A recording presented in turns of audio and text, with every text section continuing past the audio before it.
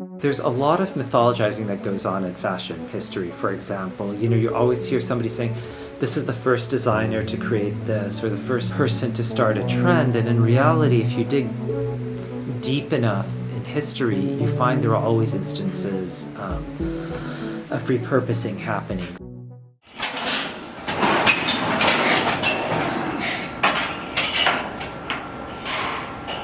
Well, I think that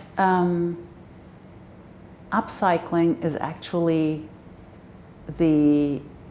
culturally speaking and historically speaking, is actually the norm versus getting new things. Shoddy was a term used in England, probably in the Victorian age, where there was an entire market that existed of used clothing being collected and repurposed, and we find that happening throughout history. And typically, it didn't necessarily start off as a trend. It more started out based on need. And as you go on throughout history, you always find instances of people reusing clothes in rural America, for example. When we come across a lot of garments from the 1800s or even the early 1900s, for example, you find that a garment may have been in the same family for several generations, and over time a skirt was shortened, or a garment was taken in so it could be reused by another person, or a garment that was bought during when somebody was much younger could be repurposed during later on in their life to serve a different use. And those kind of garments are interesting to come across as well, because they tell you the history and story of a person's life through the garment as it was altered and changed over time. I think we have to really look at this in the context of the Industrial Revolution, and that of course stands in a big context of big global movements in the last 500 years that have brought with them that we really scale things up quite differently from these very personal, familial, traditional interactions one had with garments. I mean, number one, it took a long time to make cloth pre-industrial revolution. You had to make linen would take something like 9 months, because it had to ferment, and you had to pull out the string, and you had to beat it in a certain way and get the fiber to be, and then you could finally weave it, and the weaving was done by hand. By the time you had this piece of cloth, you tried not to cut into it. You tried to preserve it as much as possible, to use the whole of it in ways that made sense. And then this piece would be passed on, and then this piece would be patched. If it would wear out somewhere, someone would carefully, meticulously.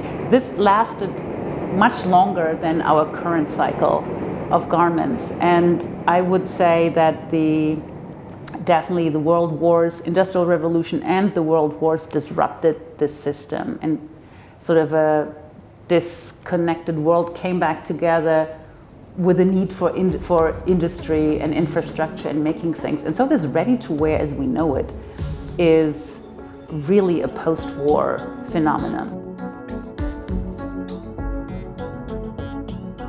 Material reuse is everywhere. It's really like at the forefront of technology at this point, which is kind of like a new way to think about tech, is using old material and reclaimed materials.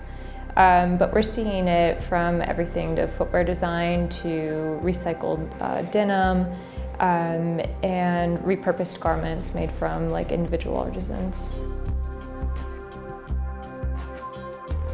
Always get second-hand things just because I don't want to promote more t-shirts being flooded out, more jackets, especially when just the capitalistic squeeze has the quality going down, down, down, and I've had shirts from like the 50s that still are exactly the same as I got them, and then I've had t-shirts from Urban Outfitters that actually turned to dust after like 3 years. The human population is outnumbered by the number of articles of clothing being produced every year.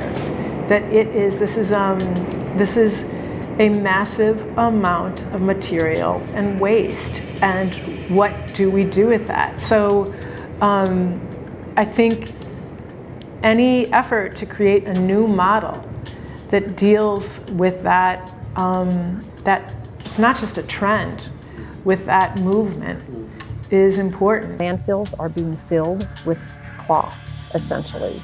And a lot of it's not natural fibers because we use things that are man-made.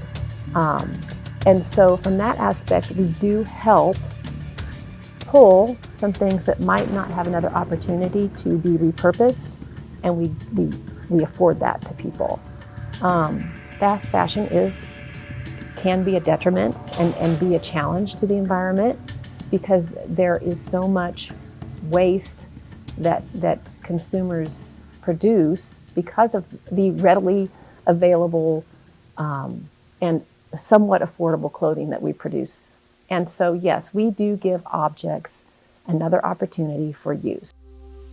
I want to encourage any young designer to make part of their practice a portion of repurposing something, anything, promoting sort of longer life cycles for materials, coming up with creative solutions on extending the life of a garment and thinking from the get-go about a garment not as something that lives for 6 weeks or, you know, I think that's a lifespan that something is in a window at a store to, you know, maybe more like 6 years or, I mean, pick something, but just a way.